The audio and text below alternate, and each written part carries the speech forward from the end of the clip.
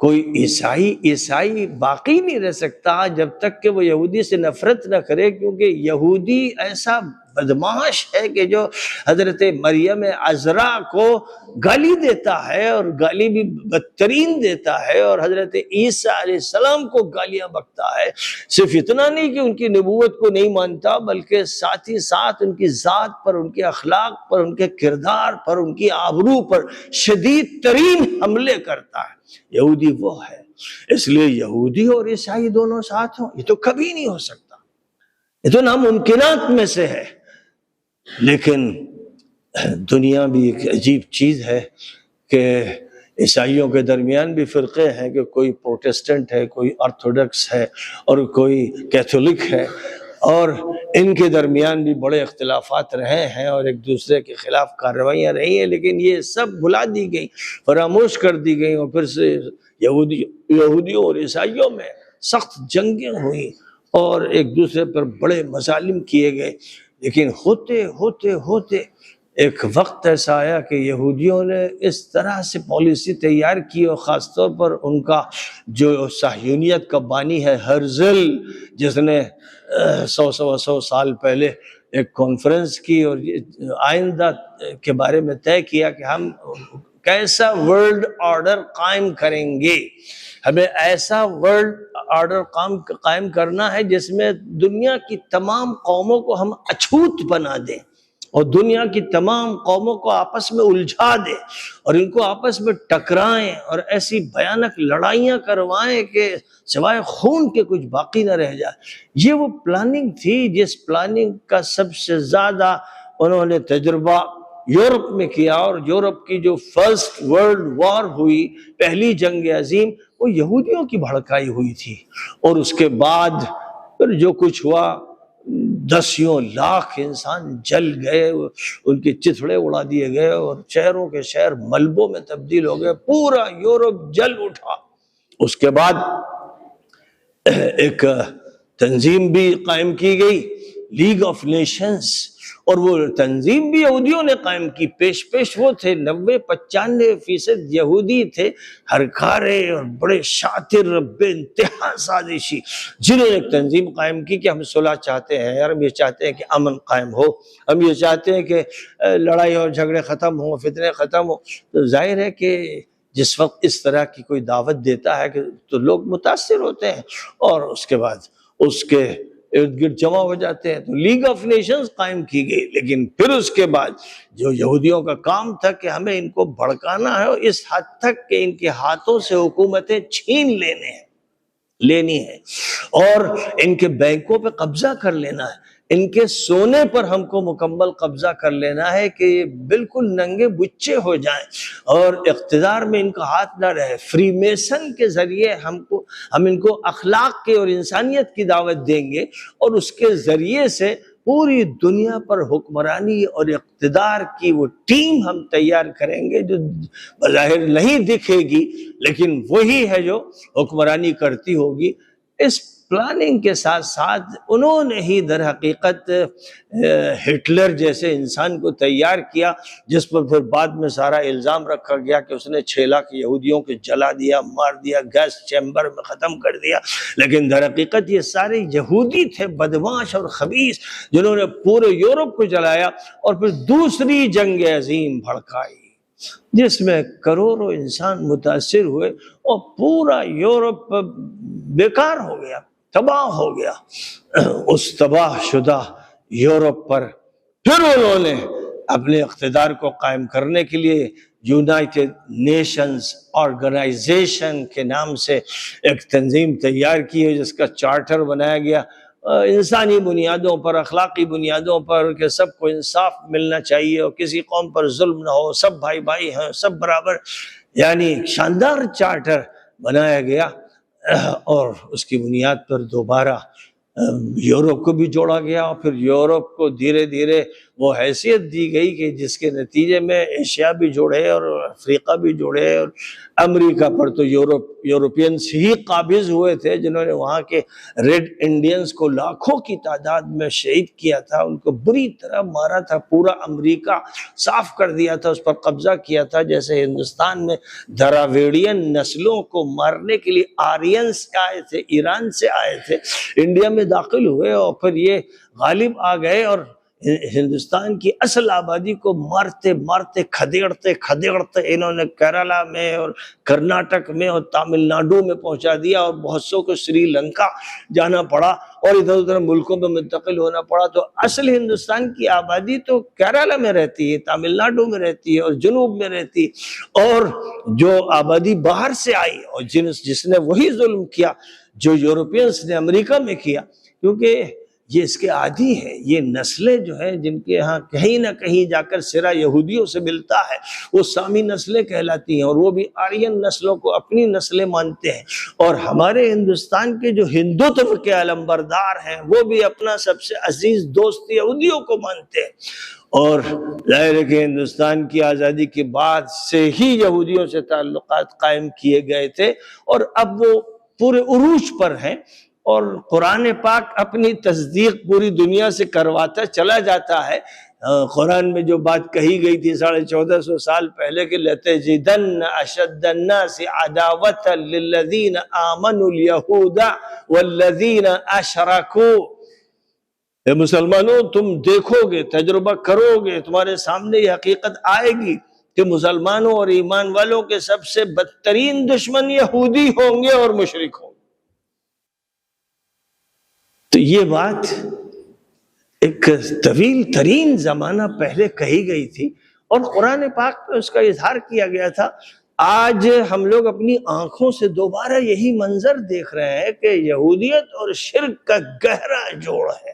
لیکن یہودیت اور عیسائیت جڑ جائے گی، اسے نہیں سوچا جا سکتا تھا کہ امریکہ اور یورپین کنٹریز کے وہ لوگ جن کو عیسائی سمجھا جاتا ہے اور وہ دکھاتے ہیں کہ وہ عیسائی ہیں، وہ یہودیوں کے غلام بن جائیں گے، تابع فرمان بن جائیں گے، خدام بن جائیں گے، بلکہ یہودی سازشوں کے ہرکارے بن جائیں گے، اور ان کی ہی فکر کو لے کر آگے بڑھیں گے اور اقتدار پر بھی قبضہ کر لیں گے۔ یہ نہیں سوچا جا سکتا تھا۔ ظاہر ہے کہ یہ بھی کیونکہ انہوں نے پہلی جنگ عظیم اور دوسری جنگ عظیم میں کر لیا، اس میں انہوں نے کامیابی حاصل کر لی، اور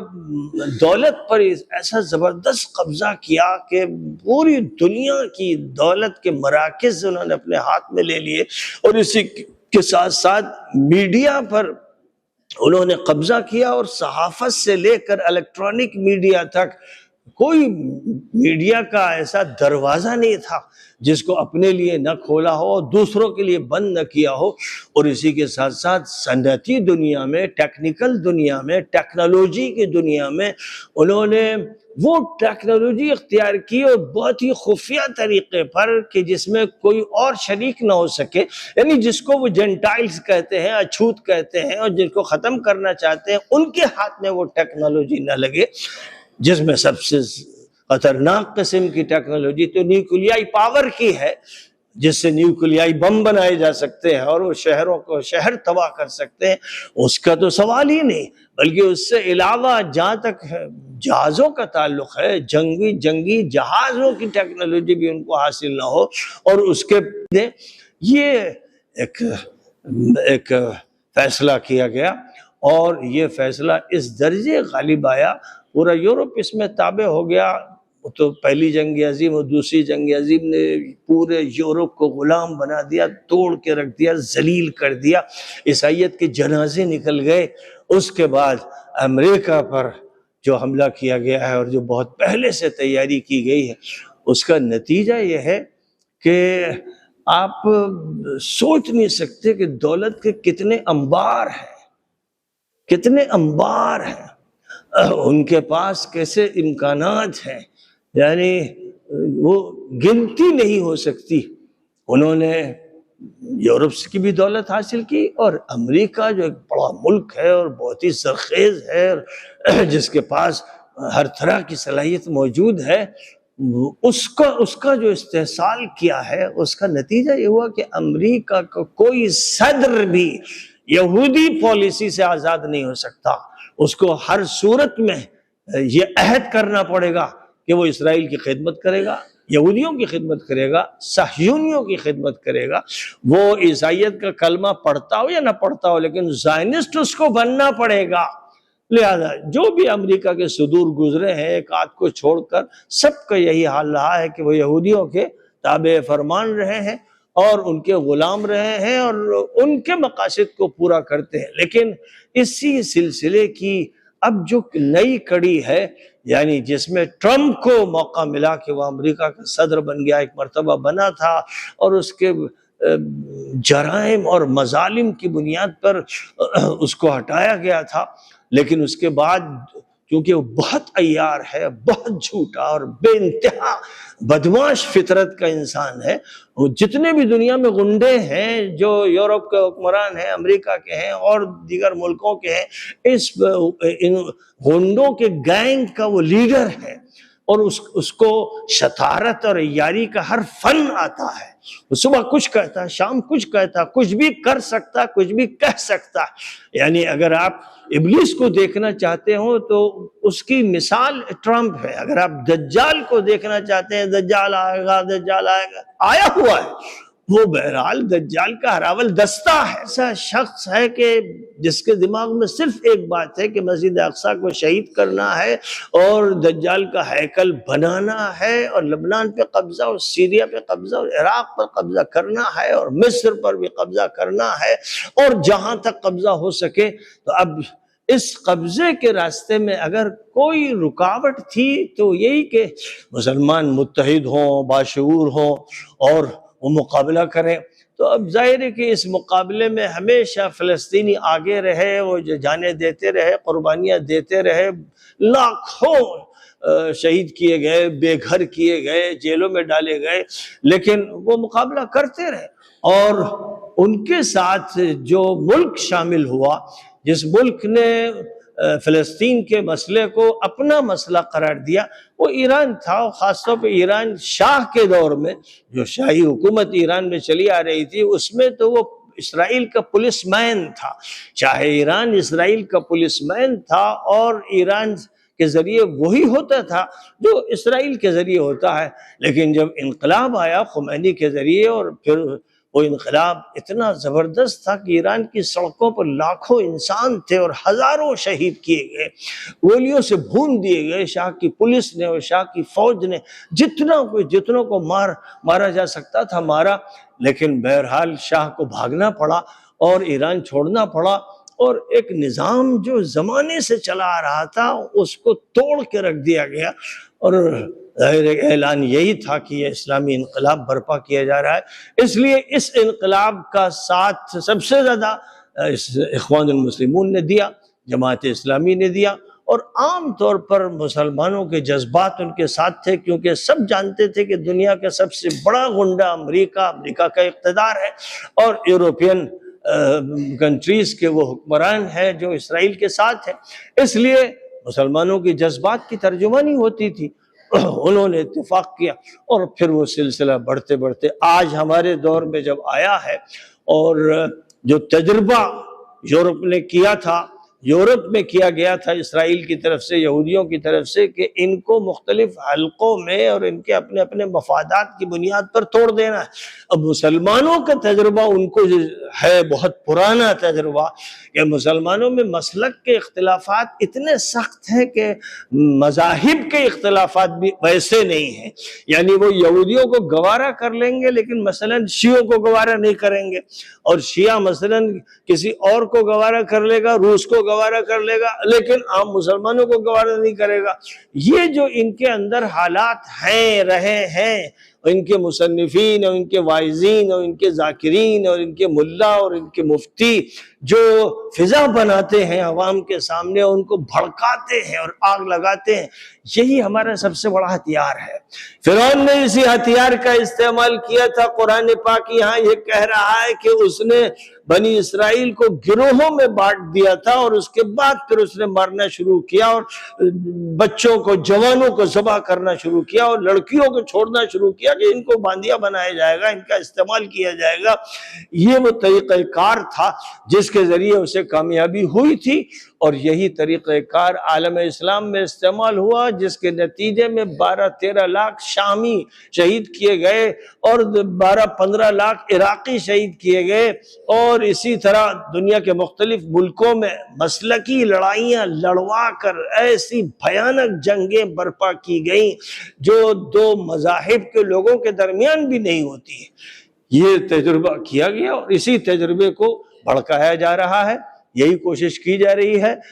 اسی میں کامیابی ہے۔ اس وقت دنیا کے غنڈے اور بدماش اور وقت کے سب سے بڑے فحاش اور عیاش ٹرمپ اور نتنیاہو، اور پھر وہ عرب، خاص طور پر عرب ممالک کے اصحاب اقتدار جو اپنی کرسی کے لیے، صرف اپنی کرسی کے لیے ان کے ماتحت وہ امریکہ کو سلامی دیتے ہیں اور اسرائیل سے دوستی کرتے ہیں، یہ عرب کے جو منافق ہیں، اور الاعراب اشد کفرا و نفاقا کی مثال ہے، سب سے زیادہ بڑے کافر، سب سے بڑے منافق جو یہ عرب ہیں، انہوں نے بھی ہمیشہ ساتھ دیا۔ فرمایا جا رہا ہے کہ یہ فرعون کی پالیسی تھی۔ اس وقت کے جو فرعون ہیں، جن میں سب سے زیادہ نمایاں نام ٹرمپ کا، جس کے ارادے بے انتہا خطرناک ہیں، وہ ایران کو صرف اور صرف اس لیے ختم کرنا چاہتا ہے۔ اس نے بمباری اس طرح کی ہے، 2-2 ہزار پاؤنڈ کے بم گرائے ہیں آبادی پر۔ ظاہر ہے کہ وہ بم جو عمارتوں کو کئی منزلہ توڑتے اور چھیدتے ہوئے انسانوں کا خاتمہ کر دیتا ہے، وہ آبادی پر گرائے گئے ہیں، اور ہزاروں کی تعداد میں بم گرائے گئے، اور اسکول پر جس میں بچیاں پڑھتی تھیں صرف 165 بچیاں شہید ہوئی۔ 165 بچیاں، ننھی منی 7 سال 8 سال کی بچیاں شہید کی گئیں، کیونکہ غزہ میں ہم لوگ سب دیکھ چکے ہیں کہ اسرائیل نے بچوں کو بھی مارا، نمازیوں کو مارا، اسپتال کے مریضوں کو مارا، بوڑھوں کو مارا، کسی کو نہیں چھوڑا، کیونکہ وہاں اس کے معنی ہی نہیں ہے کچھ، وہاں انسانیت نام کی کوئی چیز نہیں ہے۔ لیکن دجل اتنا زبردست ہے کہ میڈیا مسلسل بات انسانوں کے حقوق کی کرتا ہے، اور یہ کہ ہم مظلوم ہیں اور ایران اگر رہے گا تو ہم نہیں رہیں گے، اس لیے ہم کو پہلے سے حملہ کر کے اس کا خاتمہ کرنا ہے۔ تو بہرحال ادھر یہ فیصلہ ہے کہ ایران کا خاتمہ کر دینا ہے، اور اسی طرح کرنا ہے جیسے غزہ کا کیا گیا، یعنی آبادیوں کی آبادیاں تہس نہس کر دینی ہے۔ ایک ہی وقت میں 45 لیڈروں کو مارا انہوں نے، خمینی کے ساتھ جو تھے ان کو مارا، اس سے پہلے جن لوگوں پر حملہ کیا گیا تھا، بڑے بڑے سائنٹسٹ، بڑے بڑے جنرل، بڑے بڑے کرنل کو نشانہ بنا کر چتھڑے ان کے اڑا دیے گئے۔ ایسی صورتحال میں فوجیں ختم ہو جاتی ہیں، پسپا ہو جاتی ہیں، شکست کا اعلان کر دیا جاتا ہے، لیکن یہ حیرت انگیز ہے، یہ حیرت انگیز ہے۔ اب کیا اللہ تعالیٰ کو یہ منظور ہے جو اللہ یہاں یہ فرما رہا ہے کہ یہ تو فرعون کی سازشیں ہیں اور بربریتیں ہیں، اور اس نے انسانوں کو اس طرح مارا ہے، لیکن ہمارا ارادہ ہے۔ اللہ نے اپنے ارادے کے ذکر فرمایا، اور یہ ارادہ جو ذکر کیا جا رہا ہے حضرت عیسیٰ علیہ السلام سے تقریباً 1500 سال پہلے کی بات کہی جا رہی، اور مسلمانوں کے سامنے اس میں مثال کو پیش کیا جا رہا ہے، کیونکہ مکہ مکرمہ میں جن پر ظلم ہو رہا تھا ان کو بھی بتانا تھا کہ اب تمہاری امامت کا دور، تمہاری قیادت کا دور آنے والا ہے۔ ایسے آج 15ویں صدی میں اور 2021 کا یہ جو دور چل رہا ہے، 2026 کا جو دور چل رہا ہے، اس دور میں ایسا بھی ہو سکتا ہے کہ یہ آیت اب سامنے آنے والی، وَنُرِيدُ أَن نَّمُنَّ عَلَى الَّذِينَ اسْتُضْعِفُوا فِي الْأَرْضِ، جن کو زمین میں دبایا گیا ہے، کچلا گیا، کمزور کیا گیا ہے، اب ہم یہ چاہتے ہیں کہ ان پر احسان کریں، انہیں قیادت سونپ دیں، امامت سونپ دیں، وراثت سونپ دیں، اقتدار سونپ دیں، اور فرعون کو اور حامان کو اور ان کے لشکروں کو ان کا انجام دکھا دیں۔ تو کیا بعید ہے کہ اللہ کی طرف سے یہ فیصلہ ہو کہ تم نے سید علی خامنائی کو، حضرت علی حضرت حسین کے ایک وارث کو تم نے مارا، اور یہ تم سمجھے کہ ایران کا خاتمہ، ایران کی حکومت کا خاتمہ ہو گیا۔ کیا بعید ہے کہ اللہ ٹرمپ کا خاتمہ اور نتنیاہو کا خاتمہ کر دے، امریکہ کا زوال ہو جائے، اسرائیل ٹوٹ جائے، اس کی کمر ٹوٹ جائے، اور ایران سے وہ قیادت سامنے آئے جس کو سنی بھی مانے اور شیعہ بھی مانے، اور تمام حلقے سب کے سب امت اسلامیہ کے اندر تحلیل ہو جائیں، اور وہ اللہ تعالیٰ کی طرف سے احسان سامنے آئے اور نئی قیادت جنم لے۔ عالم اسلام ایک قیادت کا محتاج ہے، کاش کہ یہ قیادت ظاہر ہو، ایران سے ہو، لبنان سے ہو، یمن سے ہو، کہیں سے ہو۔ ہماری تو تمنا ہے کہ مکے سے ہو، مدینے سے ہو، وہاں سے اس قیادت کا ظہور ہونا چاہیے، لیکن بہرحال دنیا کے کسی بھی خطے سے یہ قیادت ظاہر ہو، اس قیادت کو ماننا ہے، تسلیم کرنا ہے، اور پورے عالم اسلام کو ماننا ہے، اور جو بھی اس میں تقسیم کرے گا وہ فرعونی ہے۔ جو بھی فرقوں میں بانٹے گا کہ یہ تو شیعہ ہے، یہ تو شیعہ ہے، یہ تو سنی ہے، یہ فلاں، جو یہ بولے سمجھ لو کہ یہ فرعون کا ترجمان ہے، اس کا باقی انسان ہے، اسی کی فوج کا، اس کے لشکر کا یہ ہرکارہ ہے، یہ ان کے خدام میں سے ہے، یہ ٹرمپ کا لونڈا ہے، اور یہ نتنیاہو کا چپراسی ہے۔ جو بھی یہ بات کرے، امت کو تقسیم کرنے کی بات کرے، وہ مولوی ہو، ملا ہو، مفتی ہو، قاضی ہو، پیر ہو، سمجھ لو دشمن کا ایجنٹ ہے، سمجھ لو کہ یہ گھسپیٹیا ہے، سمجھ لو کہ یہ بدماش، سمجھ لو کہ یہ قرآن کے خلاف ہے، نبی کے خلاف ہے، اسلام کے خلاف ہے۔ دیر نہ لگاؤ اس کے سمجھنے میں، یہ سمجھ لو گے تو تم قرآن سمجھ لو گے، اسلام سمجھ لو گے، اور پھر اللہ کا احسان ظاہر ہوگا، اور ایک قیادت کے ساتھ امت مسلمہ آگے بڑھے گی۔ امریکہ کا زوال تو ہونا ہے، طے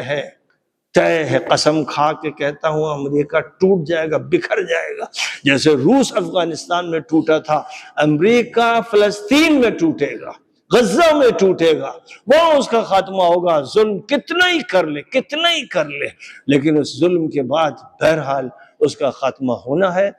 وآخر دعوانا ان الحمد للہ رب العالمین۔